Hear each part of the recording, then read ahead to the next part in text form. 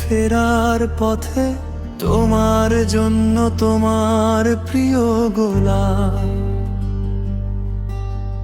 ফুলটা কিনতে গিয়েছিলাম,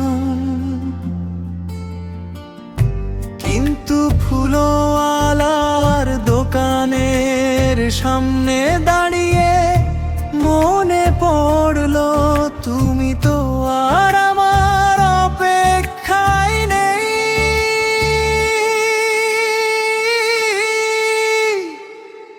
আমাদের ছোট ছোট ঝগড়াগুলোকে আমি বড় করে দেখেছিলাম, বুঝিনি একদিন সেই ঝগড়াগুলোর চেয়েও।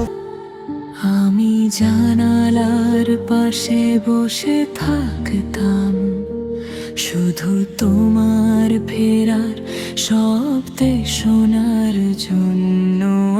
আজও বাতাসে সেই শব্দ খুঁজি, কিন্তু শুধু নীরবতা এসে পাশে বসে।